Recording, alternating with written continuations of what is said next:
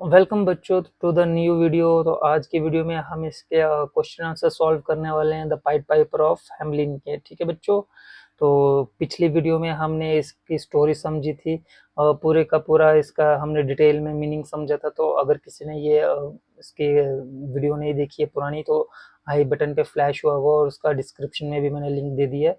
तो ये वीडियो ज़रूर देखना ताकि आपको स्टोरी का समझ आ जाए, जिससे आपको क्या होगा, इसके क्वेश्चन आंसर सॉल्व करने में आसानी होगी। ठीक है बच्चों, तो बढ़ते हैं हम इसके क्वेश्चन आंसर की तरफ।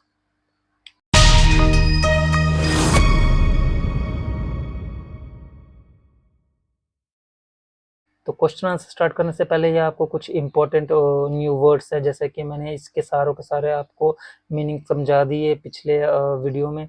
तो जिसको नहीं समझाए हैं तो उसको एक बार वीडियो को ज़रूर देख लेना। तो ये वर्ड के मीनिंग्स दिए गए, ये भी इसको पढ़ लेना। तो यहाँ पर आपको फर्स्ट क्वेश्चन दिया गया, how does the poet describe the eyes of the Piper, यानी कि जो पोएट है उसने पाइपर की आंखों को कैसे डिस्क्राइब किया। तो जैसा कि मैंने बच्चों बताया था इसमें कि उसकी आइज़ का कलर कैसा था, जैसे उसमें डिस्क्राइब किया, तो वही हमने लिखना है। तो जिसने स्टोरी नहीं समझी है तो वो एक बार स्टोरी ज़रूर समझ लेना, उसको यहाँ पर क्वेश्चन के सारे आंसर्स खुद पे खुद आ जाएंगे। तो उसको यहाँ से देखने की आंसर्स देखने की ज़रूरत नहीं पड़ेगी, वो खुद से भी कर सकता है जिसने अच्छे से स्टोरी समझी होगी। तो लिखा, the poet describes the eyes of the piper as his eyes are green and blue and sharply twinkling like a candle flame, यानी कि उसकी आईज कैसे डिस्क्राइब किया है, यानी कि ग्रीन एंड ब्लू आईज, और कैसी है वो, शार्पली ट्विंकल करती है जैसे कि एक कैंडल फ्लेम होती है, जैसे कि हमने स्टोरी में पढ़ा है ना, इसमें सॉरी पोइम में पढ़ा है ना। तो बाद नेक्स्ट क्वेश्चन में जैसे कि who comes out of the houses, घरों से कौन बाहर आया था। तो हमें सब पता है कि जब पाइपर ने पाइप बजाई थी, घरों से कौन बाहर आए थे, जो रैट्स थे वो घर से बाहर आए थे। तो लिखेंगे the rats come out of the houses. ठीक है बच्चों, तो रैट्स जो थे वो आए थे घरों से। अब आ जाते हैं हम थर्ड क्वेश्चन पे। थर्ड क्वेश्चन पे लिखा है, pick out the adjectives, adjectives used to describe the rats, यानी कि अब हमने एडजेक्टिव्स बताने हैं कि जो रैट्स को या रैट्स के लिए इस पोएम में यूज किया गया। एडजेक्टिव्स क्या होती है, विशेषता, यानी कि उनके क्या खासियत थी उनके बारे में, वो चीजें हमने यहाँ पर बतानी है कि वो क्या क्या उनमें उनके दिखने में कैसे थे। ठीक है बच्चों, या फिर आप ऐसे भी कह सकते हैं कि जो इनकी खासियत, एडजेक्टिव, यानी कि उसकी खासियत क्या क्या थी रैट्स की। तो हम बोलेंगे the adjectives used to describe the rats, यानी कि जो जो इन चूहों की खासियत है वो क्या है, क्या एडजेक्टिव्स यूज किए गए हैं, यानी कि इन द पोएम, जैसे कि आर ग्रेट, स्मॉल, लीन, यानी कि बड़े चूहे, छोटे चूहे, है ना। ये क्या है, इनकी खासियत थी, दिखने में कैसे थे, कुछ बड़े थे, कुछ छोटे थे, कुछ पतले थे दुबले, कुछ ब्राउन थे, है ना, और कुछ ब्लैक थे, कुछ ग्रे थे, कुछ ओल्ड थे, कुछ ब्राउनी थे, कुछ टैनी थे। ये सबके मैंने आपको मीनिंग बताए हैं। ठीक है बच्चों, ब्राउनी का मैं फिर से बता दूं, तो बाकी तो आपको पता ही होगा, ये बड़ा छोटा, या ये हो गया दुबला पतला सा, ये हो गया ब्राउनी, ब्राउन हो गया जो ब्राउन कलर का, ठीक है, भूरा कलर, ब्लैक कलर हो गया काला कलर, ग्रे हो गया ग्रे वाला कलर, ठीक है, और ओल्ड हो गए बूढ़े, और ब्राउनी हो गए जो बाहुबली मैंने बताए थे ताकतवर वाले, टैनी हो गया ऑरेंज येलो कलर का मिक्सचर करके वो वाले रेड्स। ठीक है, तो ये सब क्या है, इसकी खासियत है ये इन रेड्स की। ठीक है, तो अब आ जाते हैं हम क्वेश्चन नंबर 4 पे। क्वेश्चन नंबर 4 में बोल रहा है, what effect does the pipers music cause, यानी कि ऐसा कौन सा इफेक्ट था जो इसके पाइपर ने छोड़ा था। तो हम बोल सकते हैं the pipers music cause a hypnotising effect, यानी कि उसने जो इफेक्ट्स छोड़ा था वो कैसा था, हिप्नोटाइजिंग, यानी कि उसने क्या किया था, चूहों को एक तरीके से हिप्नोटाइज कर दिए थे अपने म्यूजिक से। तो जैसे जैसे वो आगे बढ़ते जा रहा था सारे उसको फॉलो कर, यानी कि एक हिसाब से उसके इशारे पे चल रहे थे, है ना। तो अब आ जाते हैं हम क्वेश्चन नंबर 5 पे, who plunges into the river vessel. Plunge का मैंने मतलब बताया था कि कूद जाना, है ना, जंप करना कहीं से। तो the rats plunge into the river vessel, तो जिसने प्लंज किया था, रैट्स ने, है ना।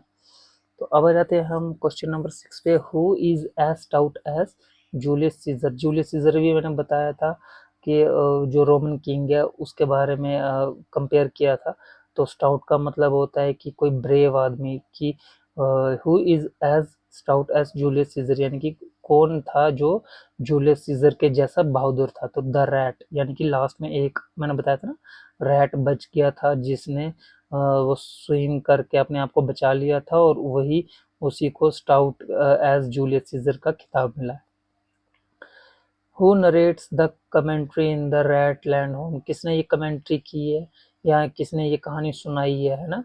तो मैंने जो बताया था, जो आखिरी में एक चूहा बच गया था जो अपने आप को तैर कर उसने रिवर को पार कर दिया था, उसी ने अपनी ये कहानी सबको आगे जाके सुनाई है। तो the rat who swam across the Weser river narrates the commentary in the Ratland home. तो ठीक है बच्चों, उम्मीद करता हूँ सबको ये सारे क्वेश्चंस अच्छे से समझ आ गए होंगे।